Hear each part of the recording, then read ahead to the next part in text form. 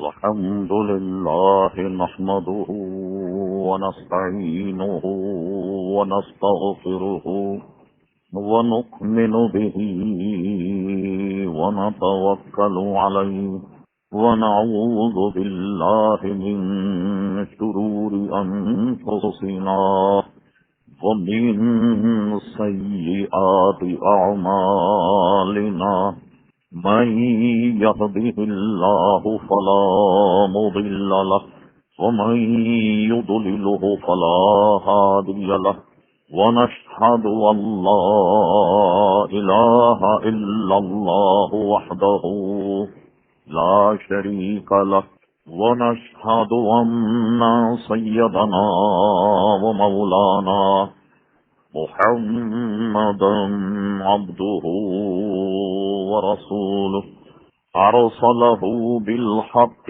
بشيرا ونذيرا صلى الله تعالى على خير خلقه سيدنا محمد وآله وصحبه أجمعين أما بعد فأعوذ بالله من الشيطان الرجيم بسم الله الرحمن الرحيم ألم تر كيف فعل ربك بأصحاب الفيل صدق الله مولانا العظيم وصدق رسوله النبي الكريم. محترم حضرات، حمد و صلات کے بعد قرآن مجید فرقان حمید کی ایک بہت ہی معروف آیت مقدسہ تلاوت کرنے کا شرف حاصل کیا گیا. کی توفیق عطا فرمائے. محترم حضرات، آپ کو یاد ہوگا کہ گزشتہ جمعوں کے موقع پر ہم نے یہ عرض کیا تھا قرآن مجید فرقان حمید، اس کی اہمیت، اس کے بعد حدیث کی اہمیت، قول رسول کی اہمیت، اور آخر میں جو ہم نے جمعے کے موقع پر گزارش کی تھی وہ یہ تھی کہ حضور صلی اللہ تعالی علیہ وسلم جب کسی کو حکم دے دیں تو وہ تمام اپنی ضرورتوں سے صرف نظر کر کے حضور کی خدمت میں آئے، اور جو حضور ارشاد فرمائیں اس کی تکمیل کرے، چاہے وہ حالت نماز ہی میں کیوں نہ. آپ کے علم میں ہے کہ جن دنوں ہم اور آپ گزر رہے پاکستان اور ہندوستان میں زلزلے کا سلسلہ شروع، جس سے بے شمار آبادیاں سطح ہستی سے مٹ گئیں. کبھی آپ نے اور ہم نے غور کیا کہ یہ ایسے عذاب دنیا پر کیوں مسلط کیے جاتے؟ اس کا تذکرہ ہمیں آج جمعے کرنا ہے. اور آپ یقین جانیے، ایک تو یہ قدرت کا یا قدرت کی جانب سے ایک تنبیہ ہے کہ تمہاری عقلیں اپنی طرف ہیں اور اپنے طور پر کچھ اور سوچتی ہیں، مگر قدرت کی قوتیں کچھ ایسی مخفی ہیں کہ وہ اگر چاہیں تو منٹوں اور سیکنڈوں میں پورا زمین اور اس پر رہنے والے زیر و زبر ہو جائیں. اور ایک ایسی خفیہ طاقت ہے کہ وہ موجود ہے، کوئی اسے مانے یا نہ مانے. ہم گفتگو کا آغاز یوں کرتے ہیں کہ قرآن مجید فرقان حمید خصوصاً سورہ اعراف، اس کو پورا کبھی وقت ملے تو پڑھ لیجیے. مختلف امتوں پر جو عذاب نازل ہوتے رہے، کچھ ان کے قصے اجمالاً اس میں موجود، اور تفصیل اگر دیکھنی ہو تو معتبر تفاصیل میں ان کی تفصیلات بھی موجود ہیں. جیسا کہ ہم آگے کچھ عرض کریں گے وقت کی مناسبت سے، کسی قوم پر تو صرف اس لیے عذاب آیا وہ کم تول تھی، اور ہر قوم پر عذاب اس لیے آیا کہ اس نے اپنے زمانے میں جو نبی رب کریم نے بھیجا اس کی بات انہوں نے نہیں مانی، اور بنی اسرائیل کے موقع پر تو موسیٰ علیہ السلام کے دور میں فرعونیوں نے ایک عذاب آتا پھر وہ اس سے توبہ کرتے، رجوع کرتے، جب عذاب ٹل جاتا پھر دلیر ہو جاتے، دوسرا عذاب پھر ان پر آتا، پھر وہ آن کر معذرت کرتے، جب وہ ٹل جاتا پھر نافرمانیاں کرتے، پے در پہ جب ایسا کرتے رہے تو بالآخر قدرت انہیں ڈھیل دیتی رہی، اور جب وہ نہیں مانے تو بم فرعون اللہ تبارک و تعالیٰ نے پوری قوم کو دریا میں غرق کر دیا۔ جو مان گئیں قومیں، جنہوں نے توبہ کر لی، وہ اپنے نبی کے ساتھ بچ گئے۔ کسی پر عذاب لواقت کی لعنت جب قوم میں آئی ان پر عذاب آیا۔ ایک مرتبہ حضرت صالح علیہ السلام کا بڑا مختصر واقعہ تھا۔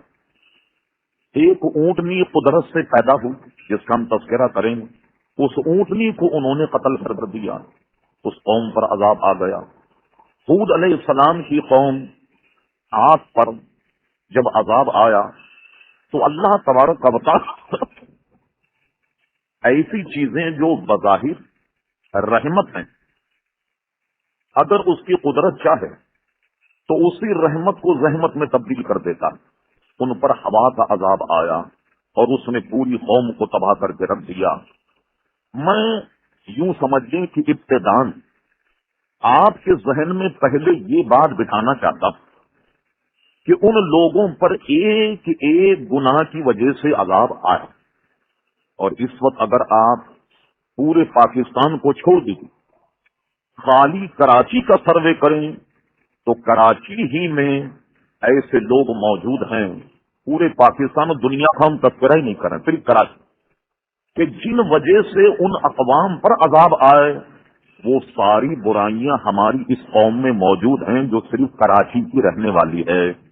اب مجھے بتائیے قدرت کی جانب سے کتنی ڈھیل، قدرت کی جانب سے کس قدر اف اور درگزر کا معاملہ ہے، اور اس کے باوجود بھی ہم عقل کے ناخن عزیزان گرامی نہیں لیتے۔ اب دیکھیے جب قوموں پر عذاب مسلط کیے گئے جن گناہوں کی وجہ سے آج ہم اور آپ جو ان عذاب سے بچے ہوئے ہیں، اس میں الا ماشاءاللہ بعض عذاب تو ایسے ہیں کہ وہ نبی کریم علیہ السلام نے اپنے وقت میں ایسے دعا کر دی وجہ سے ہم سب بچ گئے۔ بعض قومیں ایسی تھیں کہ جب وہ گناہ کرتے تو مجھے بتائیے آپ نے کوئی گناہ خفیہ کیا اور اس خفیہ گناہ کو کوئی آدمی جھانک کر اگر دیکھ لے تو اس شخص کے سامنے آپ کی عزت اور ناموس کا ملیا میٹ ہو جائے۔ تو ایک زمانے میں جب لوگ گناہ کرتے تو قدرتی قلم سے ان کے دروازے پر لکھ دیا جاتا کہ اس نے اس گناہ کا ارتکاب کیا۔ اب مجھے بتائیے اس شخص کی رسوائی کا کیا عالم ہوتا ہوگا۔ جب کسی نے کوئی گناہ کیا تو اللہ تبارک و تعالیٰ نے ان کی شکلوں کو بدل دیا۔ بعض اقوام ایسی ہیں کہ سینکڑوں کی تعداد میں قوم بندر بن گئی اور ان کو اللہ تبارک و تعالیٰ نے انسانوں کو بندر میں تبدیل کر دیا۔ مجھے بتائیے وہ عذاب ہیں کہ محض قصے یا کہانیاں نہیں بلکہ اس کی اصل قرآن مجید فرقان حمید میں موجود ہے۔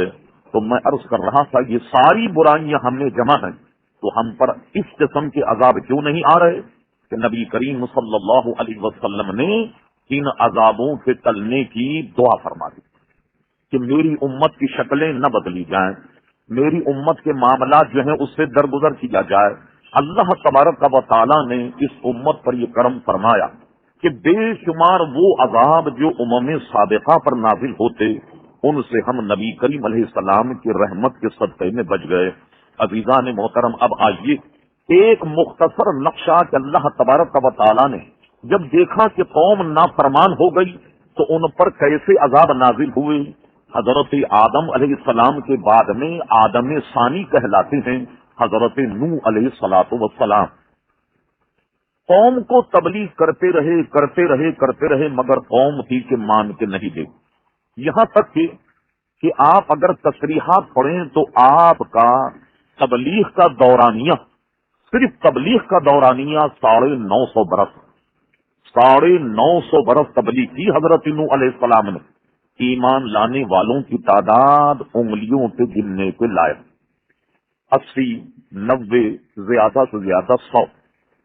اللہ کے نبی کو جلال آ جب سمجھایا قوم کو نہیں مانی تو قرآن مجید فرقان حمید نے ارشاد فرمایا کہ جب اللہ کے نبی کو جلال آیا تو ربی کریم کی بارگاہ میں اس کا نبی یوں ملتجی ہوا، وقال نوح رب لا تذر علی الارض من الکافرین دیارا. اے اللہ تبارک و تعالی، ایک کافر کو بھی زمین پر زندہ مت چھوڑ، انک ان تذرهم یضلوا عبادک.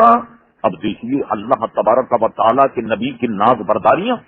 کہا میرے مولا، میں نے جو ان کے خلاف دعا کر دی، اگر تو نے انہیں زندہ چھوڑا تو دیکھ یہ تیری عبادت نہیں کریں گے، اور ولا یلدو نہ جنیں گے یہ، ولا یلدو الا فاجرا کفارا. ان سے جو اولاد ہوگی وہ بھی فاجر اور کافر ہوگی. حالانکہ وہ اولاد میں سے بعض موجود تھے، بعض اپنی ماں کے پیٹ میں تھے، بعض اپنے باپوں کے پش میں تھے. سبحان اللہ. اللہ تبارک و تعالیٰ کے نبی کو ایسا علم کہ اس نے باپوں کی پشتوں کا حال بتا دیا، ماں کی پیٹوں کا حال بتا دیا کہ آئندہ جب ان کی نسلیں پیدا ہوں گی تو وہ بھی تیری عبادت نہیں کریں گے بلکہ فاجر ہوں گے، کافر. بس اللہ کی نبی کی دعا کا پھر معاملہ یہ ہوا کہ رب کریم نے زمین کے راستے کھول دیے اور اتنا پانی آیا کہ اپنے متعلقین کو انہوں نے کشتی میں بٹھایا. جو اس کشتی میں رہ گئے بس وہی بچ گئے. اور بعض روایتوں میں یہ ہے کہ ایک ایک جانوروں کا جوڑا بھی آپ نے کشتی میں رکھ لیا تاکہ ان کی نسل کا انقطاع نہ ہو جائے. اور اس کے علاوہ جتنے دنیا میں تھے سب کے سب جناب ملیا میٹ ہو گئے. یہاں تک کہ خود حضرت نوح علیہ السلام کا بیٹا جو ان کا نافرمان تھا وہ کہنے لگا اگر طوفان آ گیا تو میرا کیا بگاڑے گا، میں تو پہاڑی پر چڑھ جاؤں گا. وہ پہاڑ پر چڑھ گیا مگر وہ پانی پہاڑوں کی چوٹیوں سے باتیں کر رہا تھا. پوری کی پوری قوم تباہ ہو گئی. اب دیکھیے پانی کتنی بڑی نعمت ہے. اللہ اکبر. اگر یہ نعمت زحمت میں تبدیل ہو جائے تو پوری کی پوری قوم کو ملیا میٹ کر دے. اس نافرمانی کی وجہ سے یہ پوری کی پوری قوم جو ہے عزیزان گرام یہ تباہ اور برباد ہو گئی. معروف قرآن مجید فرقان حمید کے قصوں میں یہ ہے حضرت موسیٰ علیہ السلام اپنی قوم کو سمجھاتے رہے. بنی اسرائیل تو آپ پر ایمان لائے لیکن فرعونی جو تھے وہ اسلام نہیں لاتے. اور کیا کیا اس نے کیا کہ پورے بنی اسرائیل کی یہاں جو بچہ پیدا ہو اسے قتل کر دیا جائے. دیکھیے صاحب جب وہ قتل ہونے لگے اب کیا ہوا، بنی اسرائیل کی نسل کشی جب ہوئی تو فرعون کے مشیروں نے مشورہ دیا. انہوں نے کہا بادشاہ سلامت، آپ کی توجہ اس طرف ہے. کہا کس طرف؟ کہنے کہ اگر یہ بنی اسرائیلی ختم ہو جائیں اور ہم ہی شرفا بقول ان کے بڑے بڑے عزت دار لوگ اگر زندہ رہے تو یہ ہمارے جو گھٹیا کام ہے یہ کون کرے گا؟ ہر جگہ کوئی گھٹیا کام کرنے والے لوگ ہوتے ہیں یا نہیں؟ یہ گھٹیا کام کون کرے؟ یہ تو ایک وقت آئے گا کہ جب پوری بنی اسرائیل ختم ہو گئے تو یہ گھٹیا کام بھی تمہاری قوم کے لوگوں کو کرنا پڑے گا. پھر انہوں نے کہا بات تو بہت درست ہے، اب کیا کیا جائے؟ ان کا آپ یہ حکمت عملی اپنائیں کہ 1 سال کے بچوں کو چھوڑ دیں اور 1 سال والوں کو قتل کر لیں. اس طریقے سے برتھ کنٹرول پر بھی عمل ہو جائے گا اور جو نچلی خدمتیں ہیں ان کے لیے ہمیں مین پاور افرادی قوت بھی ہمارے پاس موجود ہوگی. خدا کا کرنا دیکھیے کہ جو سال بچوں کے قتل کا نہ تھا اس میں حضرت ہارون پیدا ہوا اور جو سال بچوں کے قتل کا تھا اس میں حضرت موسیٰ پیدا ہوا. اور اللہ تبارک و تعالیٰ نے قصے بہت طویل ہیں ان کو گویا سلامتی عطا فرمائی اور وہ کسی طریقے سے فرعون قتل تو کیا کر سکا بلکہ خود فرعون کے مکان میں حضرت موسیٰ علیہ السلام پلے. ایک لمبا قصہ. چلیے صاحب اب جب اعلان نبوت فرمایا، اعلان نبوت کرنے کے بعد اب جناب لوگوں پر جب دعوت دی اسلام کی، لوگ ان کی دعوت سے انحراف کرتے رہے. ہوا ایک مرتبہ سیلاب آیا یعنی اس قوم پر. اچھا، قدرت کا کمال دیکھیے کہ جو ایمان والے تھے وہ اس سے بالکل محفوظ رہتے اور جو نافرمان تھے ان سب پر عذاب آتا. جب عذاب آیا تو سیلاب ان کے یہاں تک پہنچ گیا، گردن تک. جو بیٹھا وہ ڈوب گیا. اسی حالت میں وہ آئے کہ آپ اس عذاب کو ٹال دیجیے اور ہم آپ سے وعدہ کرتے ہیں کہ ایمان لے آئیں. اللہ کے نبی کو رحم آ گیا، انہوں نے دعا کی، وہ عذاب ان پر ٹل گیا. جب اطمینان ہو گیا، کھیتیں ہری بھری ہو گئی، فصل اچھی ہو گئی، پھر انکار کر دی، اپنے وعدے سے انحراف ہو گئے. اب ان پر جو پے در پہ عذاب مسلط کیے گئے، اللہ اکبر، غور کیجیے کہ اس عذاب کا 1000واں حصہ بھی ہم پر آ جائے تو کیا حال ہوگا. ایک مرتبہ جب ان نافرمانی کی تو ان پر گھن کا عذاب آیا. مثلا جیسے ہم اناج اور غلے میں چھوٹا سا ایک کیڑا لگ جاتا، گھن پورے گیہوں کو کھوکھلا کر دیتا، پورے کے پورے غلے کو کھوکھلا کر دیتا ہے. یہ عذاب جب ان پر آیا تو اس نے کیا کیا کہ درختوں کی جڑوں کو کھوکھلا کر دیا، یہاں تک کہ پورے اناج کو کھوکھلا کر دیا. اور یہ گھن ان کے بدن پہ لگ گیا، اس نے کھال میں سوراخ کر دیے. چہرے پر جب اس کا اثر ہوتا تو ایسا ہو گیا جیسے چیچک کے داغ ہوتے. اب جب یہ عذاب ان پر سخت اذیت ناک آیا، یہ پھر دوڑتے ہوئے آئے. چلے صاحب آپ ایسا کریں، ہمیں معاف کر دیجیے، آئندہ ہم ایسا نہیں کریں گے، آپ دعا فرمائیں کہ یہ عذاب ٹل جائے. اللہ کے نبی کو رحم آ گیا، انہوں نے پھر دعا کی، وہ عذاب ٹل گیا. لیکن اب کیا ہوا کہ پھر اس کے بعد بغاوت. لیجیے صاحب، اب ان پر ایک عذاب کیسا آیا، اللہ اکبر، عذاب کی کیفیت. جب وہ کھانے کا برتن کا ڈھکن اٹھائیں تو مینڈک، مٹکے کا ڈھکن اٹھائیں پانی پینے تو مینڈک، جناب منہ کھول کر نوالا ڈالنے کی کوشش کریں تو منہ میں مینڈک. اتنے مینڈک کہ سب پریشان ہو گئے کہ اب کیا کیا جائے. کھانے میں مینڈک، پینے میں مینڈک، ایک عذاب ان پر عزیزان گرامی آ گیا. پانی پینے کے لیے انہوں نے کیا کیا، تفسیر ساوی میں صاحب ساوی نے یہ تک لکھ دیا کہ وہ اپنی جان بچانے کے لیے درختوں کی جڑیں اکھاڑ کر اس کو چوستے تاکہ انہیں تھوڑا بہت پانی میسر آ جائے. جڑوں کو نکال کر چوسنے لگ گئے. اس قدر جناب ان پر عذاب آیا. پھر آ گئے، حضور ہم پر کرم کر دیجیے، اب ہم ایمان لے آئیں. لیکن پھر وہی، جب عذاب ٹلا پھر اس کے بعد اسی طریقے سے بغاوت کی.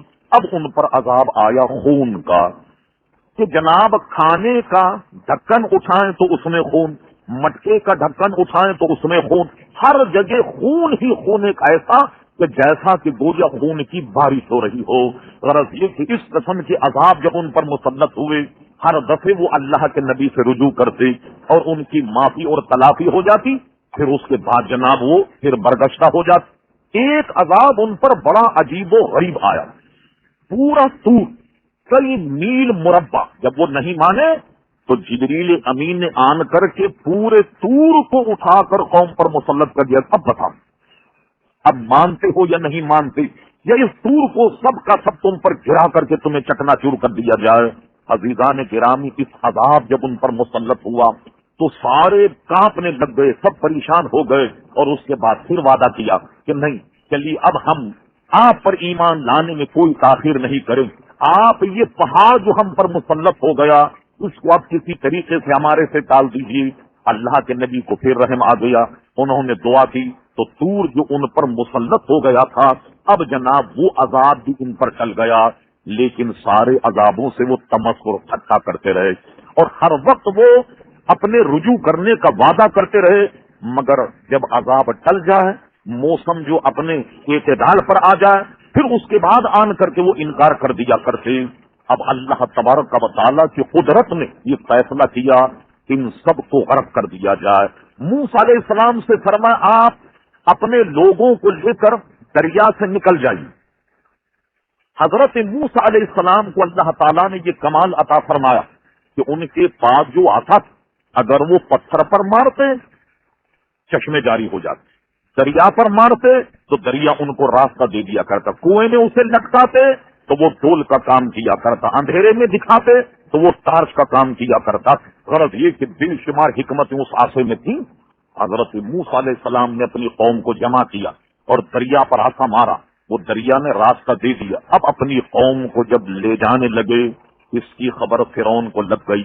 وہ اپنے پورے لاؤ لشکر کے ساتھ حضرت موسیٰ علیہ السلام کا تعاقب کرنے جب آیا، اس نے سوچا کہ دریا خشک ہے، چلو ہم بھی اس سے فائدہ اٹھا لیں اور موسیٰ اور اس کی قوم کا تعاقب کریں.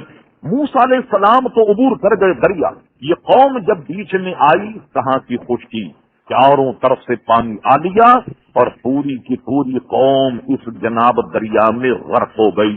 آخری انجام عزیزان گرامی اس قوم کا یہ ہوا.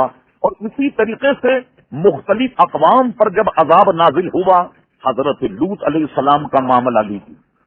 کہتے ہیں کہ حضرت لوط علیہ السلام نے جہاں اعلان نبوت فرمایا، اس قوم میں بڑی فراخی، بہت فراخی، بہترین قسم کے پھل، بہترین قسم کی سبزیاں، بہترین قسم کا غلہ، یعنی وہ پورا کا پورا خطہ اتنا زرعی طور پر سربا ہو گیا، ایسی فراوانی وہاں ہو گئی کہ لوگ کیا کرتے، دور و دراز سے آن کر کے زبردستی آپ کے مہمان بن جاتے. چلو ایک آدھ ہفتہ عیش کریں گے، کھائیں گے پیئیں گے اور چلے جائیں، اور پلے سے کچھ خرچ بھی نہیں ہوگا.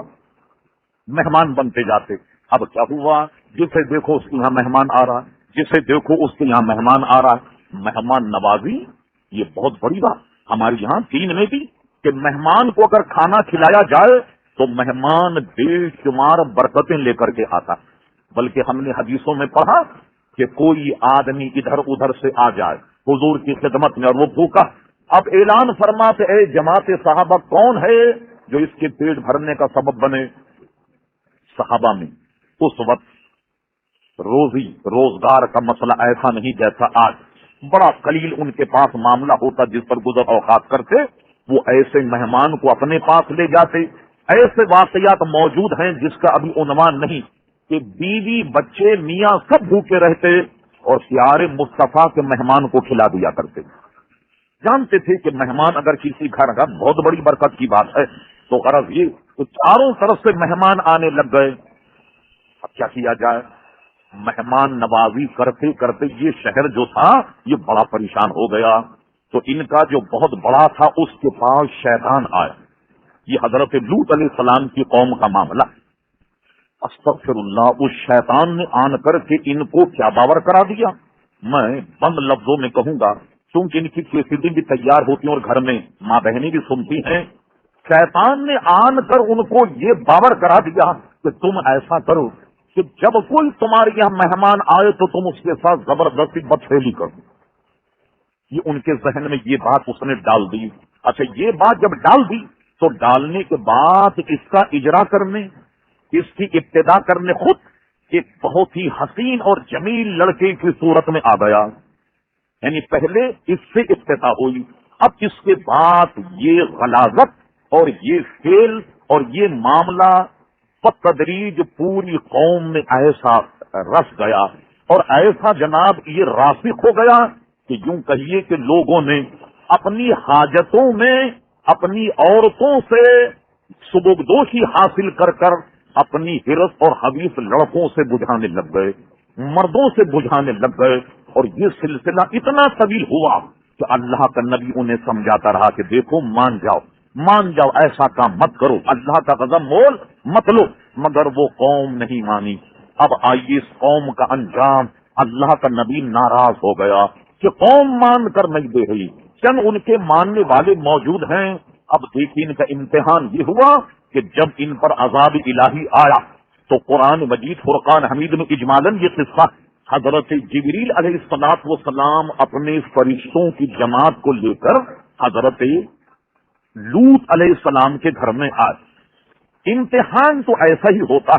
حضرت جبریل جب آئے، فرشتوں کی وہ جماعت جو عذاب لانے والی ہے بستی پر، جسے قدرت کی طرف سے معین کر دیا گیا، یہ سب کے سب فرشتے اتنے حسین اور جمیل لڑکوں کی صورت میں تھے کہ قوم کی طبیعت خراب ہو گئی انہیں دیکھ کر. اتنے حسین اتنے جمیل لڑکے حضرت لوط علیہ السلام کے گھر میں مہمان ٹھہرے. قوم نے کیا کیا، لوط علیہ السلام سے مطالبہ کر دیا کہ یہ حسین اور جمیل نوخیز لڑکوں کو ہمارے حوالے کر دیا جائے تاکہ ہم اسے اپنی حرص اور حوث کا نشانہ بنائیں. اللہ کے نبی منع کرتے رہے کہ نہیں. انہوں نے کیا کیا کہ ساری قوم میں یہ مرض چونکہ رچ اور بس گیا، انہوں نے آن کر لوط علیہ السلام کے گھر کا محاصرہ کر لیا. محاصرہ کرنے کے بعد یہ کہا کہ آپ ان لڑکوں کو ہمارے حوالے کیجیے. انہوں نے منع کر دیا تو یہ سب کے سب دیوار پھاند کر کے حضرت لوط علیہ السلام کے گھر میں کود گئے. اللہ کے نبی کو جو پریشان ہوتا ہوا دیکھا تو جبریل امین نے کہا اللہ کے نبی آپ مت گھبرائیے، ہم کوئی عام انسان یا یہ انسانی لڑکے نہیں ہیں، یہ تو عذاب الہی کے لیے ایک لشکر ہے، آپ مت گھبرائیے. نہایت طمانینت کے ساتھ دیکھیے کہ کیا ہوتا. اللہ اکبر. اس کے بعد فرما آپ اپنی قوم اپنے اہل ایمان کو لے کر شہر سے نکل جائیے. حضرت لوط علیہ السلام اپنے ایمان والوں کو لے کر شہر سے جب نکلے تو جبریل امین نے کیا کیا؟ کہا جاتا ہے تفسیر ساوی میں یہ ہے کہ یہ 5 بستیاں تھیں بہت بڑی بڑی، پوری 5 بستیوں میں یہ بیماری جو تھی عزیزان گرامی یہ بیماری ان میں رچ اور بس گئی. جبریل امین نے ان 5 بستیوں کو اپنے پروں سے اس طریقے سے اٹھا لیا. اٹھانے کے بعد آسمان کی بلندی تک لے گئے ان ساری بستیوں، اور لے جانے کے بعد نیچے آن کر بالکل انہیں اوندھا دیا.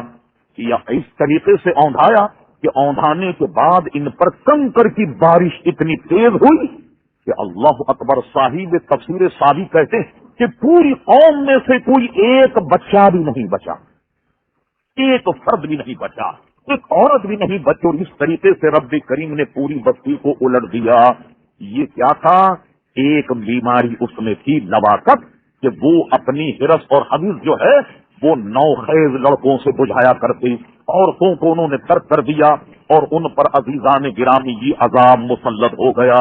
اب آئیے جناب، قوم عاد نے کیا کیا؟ قوم عاد نے جب نافرمانی کی تو قوم عاد کے ساتھ پھر معاملہ یہ ہوا کہ اللہ تبارک و تعالی نے ان پر کیا عذاب مسلط کیا؟ ایک ہوا بھیجی. وہ ہوا اتنی تیز چلی، اتنی تیز کہ جب وہ آنے لگا بادل لوگ خوش ہو گئے کہ واہ واہ یہ ابر رحمت آ رہا ہے، خوب برسائے گا، کھیتیاں بڑی اچھی ہو جائیں گی، پھل بڑے شاندار ہو گئی. مگر جب وہ قریب بادل آیا اور ایسی ہوا ان پر مسلط ہوئی کہ آپ حیران ہوں گے، ہاتھی گھوڑے اور اونٹ ایسے ہوا میں لہراتے ہوئے اڑتے اور پہاڑ پر ٹکرا کر چکنا چور ہو جاتے، پہاڑ پر ٹکرا کر چکنا-چور ہو جاتے. تو کسی قوم پر کم تولنے پر عذاب آیا، کسی قوم پر نباتت کی وجہ سے عذاب آیا. اور حضرت صالح علیہ السلام کی قوم پر عذاب پھر کس لیے آیا کہ جیسے نبیوں سے معجزے لوگ طلب کرتے ہیں کہ آپ یہ کمال دیکھیے، یہ کمال دکھائیے. حضرت صالح علیہ السلام کے سر ہو گئے، کہنے لگے آج ہم آپ سے ایک کمال دیکھنا چاہتے ہیں اگر آپ اللہ کے نبی. انہوں نے کہا کیا کمال ہو؟ کہنے لگے یہ جو پہاڑ، تو پہاڑ میں سے اونٹنی پیدا کر کے بتائیے، جو یعنی کسی اونٹنی کا بچہ نہ ہو، پہاڑ میں سے پیدا ہو. صالح علیہ السلام نے کہا ٹھیک، میں تمہیں پتھر میں سے اور اس پہاڑ میں سے اونٹنی پیدا کر کے بتاتا ہوں. جب آپ اونٹنی پیدا کرنے لگے، اشارہ کرنے لگے پہاڑ کی جانب، ایک اور مطالبہ سنیے کیا ہوا. یعنی قوم کیسے ستاتی تھی اپنے نبی. کہنے کہ سنیے یہ اونٹنی تو آپ پیدا کریں، مگر سنیے اونٹنی حاملہ ہونا چاہیے. لیجیے صاحب جابن ہو اونٹنی، خالی پیٹ والی نہیں، یہ تو کوئی کمال نہیں ہوا. اونٹنی پہاڑ پتھر سے پیدا ہو اور پیدا ہونے کے بعد جناب وہ حاملہ ہو. حضرت صالح علیہ السلام نے پہاڑ کی جانب اشارہ کیا اور جناب ایک اونٹنی حاملہ پیدا کر دی. وہ آ گئی، اس نے آنے کے بعد بچہ دیا، اور بچہ دینے کے بعد کیا ہوا کہ چشموں سے ایسے پانی نتھر کر ایک تالاب میں آتا تھا. اس تالاب میں جب پانی جمع ہوا تو اللہ کے نبی نے صرف ان سے یہ کہا کہ دیکھو ایک دن اونٹنی پانی پیے گی، اس دن تم مت پینا. یہ ایک موجزانہ طور پر پیدا ہوئی، یہ سارا پانی وہ پی، اور دوسرے دن پانی تم پینا. یہ طے ہو گیا معاہدہ. لیکن ان سے صبر نہیں ہوا کہ اونٹنی تو پانی پیے، جانور تو پانی پیے، اور ہم پانی جیسی نعمت سے ایک دن کے محروم ہو جائیں. انہوں نے پانی پینا بھی شروع کر دیا، اونٹنی کو بھی قتل کر دیا، اونٹنی کے بچے کو بھی قتل کر دیا. اب عام طور پر ہم دیکھیں کہ بھئی کسی اونٹ کو قتل کر دینا، کسی اونٹنی کے بچے کو قتل کر دینا بظاہر بھی اتنا بڑا گناہ نہیں، مگر اللہ تبارک و تعالیٰ نے اس قوم پر بھی عذاب مسلط کر دیا اور پوری قوم اس صفحے ہستی سے مٹ گئی. عزیزان گرامی، آج بھی اگر آپ اردن کی سرزمین پر جائیں تو وہ وادیاں آج بھی عزیزان گرامی موجود ہیں ایک غزوے پہ نبی کریم صلی اللہ تعالی علیہ وسلم غالباً وہ غزوے تبوک تھا، اس سے جب گزرے تو ایک ایسے ریتیلے میدان پر گزرے کہ جہاں اللہ تعالیٰ نے بستیوں کو نیست و نابود کر دیا تھا۔ صحابہ سے فرمایا کہ اللہ تبارک کا وتعالیٰ سے توبہ اور استغفار کرتے یہاں سے گزرو، یہ وہ وادی ہے کہ جس سے اللہ تبارک کا وتعالیٰ کا قہر نازل ہوا، جلدی سے عبور کرو، کہیں ایسا نہ ہو کہ تم پہ بھی کوئی عذاب آ جائے۔ جو آیت میں نے پڑھی، اللہ تبارک کا وتعالیٰ نے ہاتھیوں کے اس لشکر کو کہ جو ابرہہ لے کر خانے کعبے کو ڈھانے کے لیے آ رہا، آج بھی آپ دیکھیے جب آپ مکہ سے مینا جائیے، مینا سے عرفات جائیں تو آج بھی وہ وادی موجود ہے جہاں یہ عذاب آیا۔ حج کے مسائل کی کتابوں میں بھی بات موجود، خود نبی کریم علیہ السلام نے بھی فرمایا، اس وادی کو فرمایا کہ یہاں چونکہ عذاب آیا تو کیسا فرما الم تر کیف فعل ربک باصحاب الفیل، میرے حبیب کیا تم نے نہیں دیکھا کہ ہم نے ان ہاتھی والوں کے لشکر کے ساتھ کیا سلوک کیا، اس کو ایسا تباہ کر دیا، ایسا برباد کر دیا گویا جیسا کہ جلا ہوا بھوسا ہوتا۔ حضور نے صحابہ سے فرمایا بڑی سرعت کے ساتھ اس وادی کو عبور کرو، اس لیے کہ یہاں اللہ تبارک و تعالیٰ کا عذاب نازل ہوا۔ اس وادی کو فوراً عبور کر دیا جاتا جہاں اللہ تبارک و تعالیٰ کا عذاب نازل ہوتا۔ عزیزان گرامی، ان چند عذابوں کا جن کا میں نے آپ کے سامنے ذکر کیا، ان سب کو اپنے سامنے رکھ کر اپنے دل پر ہاتھ رکھ کر فیصلہ کیجئے، کیا وہ ساری برائیں اس قوم میں موجود نہیں؟ کیا اس قوم میں برائی موجود؟ اب آپ آئیے حالت حاضرہ پر کچھ معاملہ۔ کل اخبار میں جو خبر چھپی آپ نے دیکھا، مین سرخی یہ تھی کہ ہندوستان میں مرنے والوں کی تعداد زلزلے سے 1.25 لاکھ پہنچ گئی، 1.25 لاکھ آدمی لقمہ اجل ہو گئے، اور یہ بھی اعداد و شمار جس طرح دریافت ہوتا جا رہا اس طریقے سے آج آپ دیکھیں تو شاید کوئی نئی خبر، کل اگر آپ دیکھیں تو نئی خبر۔ کراچی اللہ کے کرم سے بالکل محفوظ ہو گیا، جبکہ کراچی سے ملحقہ حیدرآباد وہاں بڑی تباہ کاری ہوئی۔ تو یہ تباہ کاریاں، قدرت کی یہ گرفت، قدرت کی یہ پکڑ کیوں نہ ہو، ہمارا کوئی گھر سنیمہ گھر سے خالی نہیں ہوا۔ آج آپ دیکھیے انڈین فلمیں ہمارے گھروں میں چل رہی، اور یہ لیڈ کی لعنت، یہ مختلف چینل ایسے نکل گئے، مجھ سے پوچھو تو میں کہوں گا کہ انگریز نے 150 سال محنت کرنے کے باوجود مسلمانوں کی اقدار کو اتنا پامال نہیں کیا جس میں الیکٹرانک میڈیا نے عزیزان گرامی ہماری اقدار کو پامال کر دیا ہے۔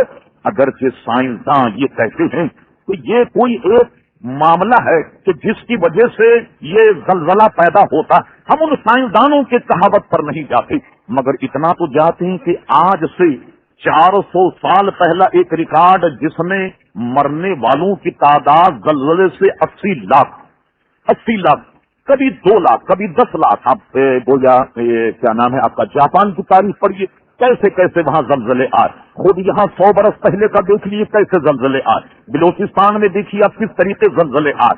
آج جو زلزلہ آیا یہ کراچی بچا رہا، یعنی اللہ تبارک و تعالیٰ کے کن نیک بندوں کا تو فیل تھا۔ بلکہ ہم نے تو یہ کہا کہ عالمی میلاد کانفرنس کی وجہ سے عہد اللہ اس شہر میں جمع تھے، حضور غوث اعظم رضی اللہ عنہ کے سجادہ نشین شہر میں تھے، شاید ان بزرگوں کے طفیل یا اور جو جہاں بزرگان بھی ہیں ان کے طفیل یہ کراچی بچ گیا۔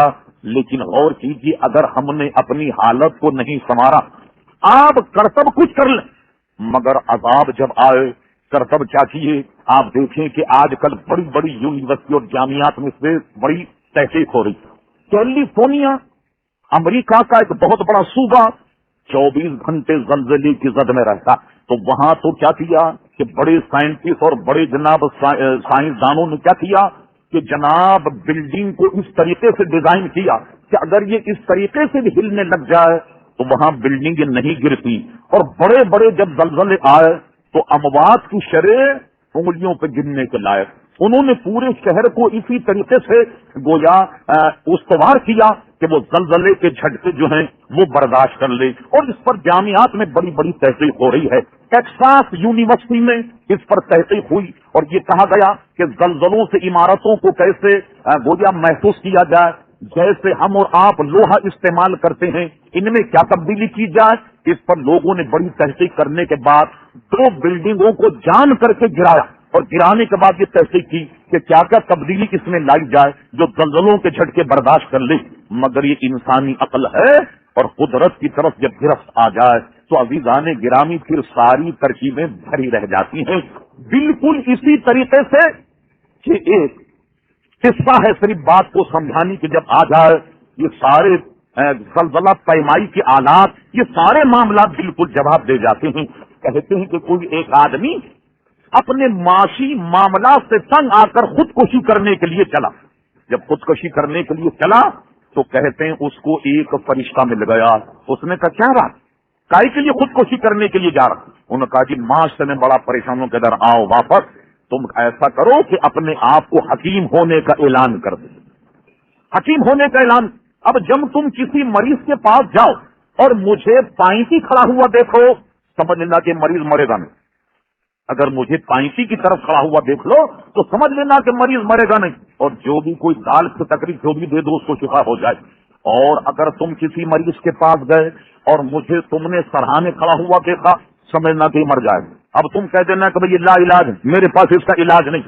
دو چار جب کیس ہوئے تو حکیم صاحب کی بڑی واہ واہ ہونے لگ گئی، واہ واہ واہ واہ صاحب، حکیم صاحب جسے کہہ دیں واقعی وہ لا علاج، حکیم صاحب جس کا علاج کر دیں وہ بچ جاتا۔ خود حکیم صاحب کا جب نمبر آیا اور وہ فریج جب ان کے سرہانے آیا تو یہ پاؤں ادھر کرنے لگے، پھر فرشتہ سرہانے آ گیا، انہوں نے پھر سر ادھر کیا، پاؤں ادھر، تو پھر ادھر آ گیا۔ تو دیکھیے جب موت کا وقت آئے اتنا بھی گھومو پھر قدرت کی گرفت سے نہیں بچ سکو گے۔ عزیزان کرام، امام جلال الدین سیوطی نے لکھا، جو فقدان ہمارے یہاں، امام سیوطی لکھتے ہیں کہ نبی کریم صلی اللہ علیہ وسلم کے وصال کے بعد صدیق اکبر اپنے دور حکومت تخت خلافت متمکن ہوئے، 2 سال کچھ عرصہ آپ نے گزارا، آپ تشریف لے گئے۔ حضرت عمر کا جب دور شروع ہوا تو مدینہ شریف میں بھی زلزلہ آیا، مدینہ شریف میں بھی زلزلہ آیا۔ اللہ اکبر، یہ زلزلہ جب آیا، قدرت کا ایک نظام، چاہے کسی وجہ سے اس میں کوئی تباہ کاری بظاہر نہیں ہوئی، اور کیوں نہیں ہوئی کہ حضرت عمر اپنے حکومتی معاملات میں مصروف تھے، نمٹا رہے تھے۔ درہ ہر وقت آپ کے ہاتھ میں ہوتا۔ جب زمین ہلنے لگی تو حضرت عمر نے یہ نہیں کہا آؤ ہم سب چل کر کے سورہ یاسین کا ختم کرتے، توبہ استغفار کرتے، مسجد نبی میں نوافل ادا کرتے، یہ ان کی شان کے لائق تھا۔ ہم اور آپ کیا کریں، ان کی شان کا مسئلہ۔ وہ زمین پر کھڑے ہو گئے، حضرت عمر کو جلال آ گیا، درہ لے کر زمین پر دے مارا اور کہا زمین کیوں ہلتی ہے، کیا تجھ پر عمر نے عدل نہیں کیا؟ یہ جملہ ادا کرنا تھا۔ امام سیوطی کہتے ہیں کہ زمین کی حرکت بند ہو گئی، معلوم ہوا کہ زلزلے کو دعوت دینا، گناہوں میں مبتلا ہونا، کم تولنا، لواطت، نبی کی بات نہ ماننا، اور گویا عدل انصاف کا زمین پر نہ ہونا، یہ اس کے اسباب ہیں۔ اور جب تک یہ ختم نہیں ہوں گے یہ عذاب الہی اسی طریقے سے عزیزان گرامی ہم پر مسلط ہوتا رہے گا۔ ہمیں چاہیے کہ نیک بنیں اور اس تمام لعنتوں سے اپنے آپ کو محفوظ کریں۔ اور دیکھیے یہ فلمیں اسی طرح جاری رہیں، یہ ڈرامے اسی طریقے سے جاری رہے، اور یہ لیڈیں اسی طریقے سے چلتی رہیں، یہ مختلف چینل چلتے رہے، اور آپ دیکھ کر کے اپنے دل کو بہلاتے رہے، اور دیکھنے والے یہ بتاتے ہیں کہ اب تو حال ایسا ہو کر کے رہ گیا کہ کوئی شریف آدمی اپنے بال بچوں کے ساتھ اس اسکرین کو نہیں دیکھ پاتا۔ تو آج یہ سارے سلسلے چلتے رہے، پھر آپ یہ توقع کریں گے عذاب الہی نہیں آئے؟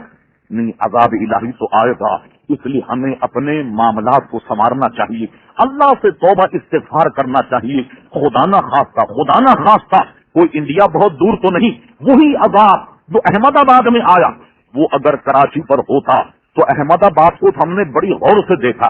احمد آباد میں تو اتنی بڑی بڑی بلڈنگ نہیں جو کراچی میں، کراچی کا کیا حال ہوتا، یہ منٹوں سیکنڈوں میں عزیزان گرامی یہ شہر بھی سطح ہستی سے مٹ جاتا۔